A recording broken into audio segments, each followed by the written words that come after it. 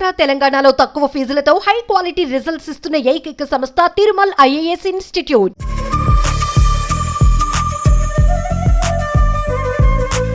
పొడవాటి జుట్టును అమ్మాయి అబ్బాయి అని తేడా లేకుండా అందరూ ఇష్టపడతారు కదా. పొడవాటి ఒత్తైన జుట్టు కోసం ఎన్నో రకాల ప్రయత్నాలు కూడా చేస్తూ ఉంటాం. కానీ అక్కడ మాత్రం వారికి పొడవాటి జుట్టు ఓ వరం అంట. అక్కడ ఏ మహిళను చూసినా పలకరించినా పొడవాటి జుట్టుతోనే దర్శనమిస్తారు. అందుకే ఆ గ్రామాన్ని లాంగ్ హెయిర్ విలేజ్ గా పిలుస్తారు. ఎందుకు ఇది ఎక్కడుంది, వారి పొడుగు జడ వెనక కథ ఏంటి తెలుసుకుందాం పదండి.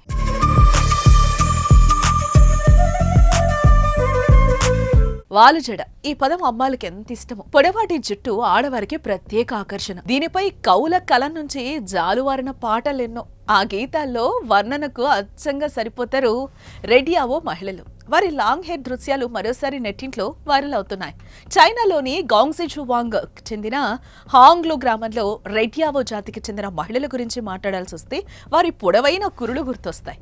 అందుకే ఆ గ్రామానికి లాంగ్ హెయిర్ విలేజ్ గా ప్రత్యేక పేరు వచ్చింది. దీంతో ఆ గ్రామాన్ని చూసేందుకు ప్రపంచవ్యాప్తంగా పర్యాటకులు వస్తూ ఉంటారు. అయితే ఆ పొడవాటి జడలే వారి దీర్ఘాయుషు, శ్రేయస్సు అని ఆ గ్రామస్తులు నమ్ముతారు.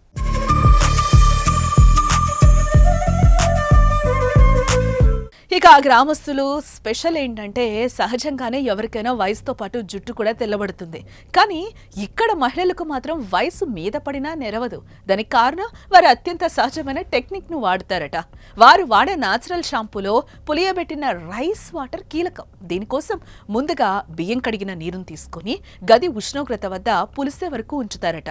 దానిలోకి కొన్ని మూలికలు జత చేసి ఉడికించి చల్లారబెడతారు. ఆ తర్వాత ఆ మిశ్రమాన్ని కుదుళ్ల వద్ద ఉంచి చివరి వరకు చేరేలా దువ్వెనతో దువ్వుతారు. ఇలా పొడవాటి దృఢమైన జుట్టు కోసం ఎంతో శ్రద్ధ తీసుకుంటారు.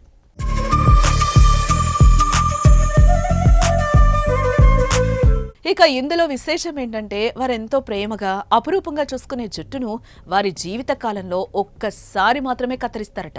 వారు అలా జుట్టును కత్తిరించారంటే వారు పెళ్లికి సిద్ధమైనట్టే. ఇక అలా కత్తిరించిన జుట్టును ఆ యువతికి పెళ్లయ్యే వరకు ఆమె కుటుంబం దానిని జాగ్రత్తగా భద్రపరుస్తారు. ఇందులో మరో విచిత్రం ఏంటంటే వారు వేసుకున్న జుట్టును బట్టి వారి గురించి తెలిసిపోతుందంట.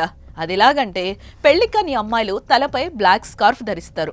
ఇక వెంట్రుకలు తల చుట్టూ చుట్టుకుంటే ఆమెకు పిల్లలు లేరని అర్థమట.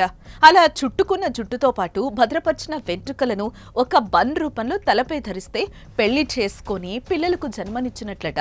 అయితే అక్కడ ఎప్పటి నుంచో ఇలాంటి సంప్రదాయం ఉన్నా తాజాగా వారి ఫోటో సోషల్ మీడియాలో వైరల్ గా మారడంతో మరోసారి వారి జుట్టు కథ తెరపైకొచ్చింది.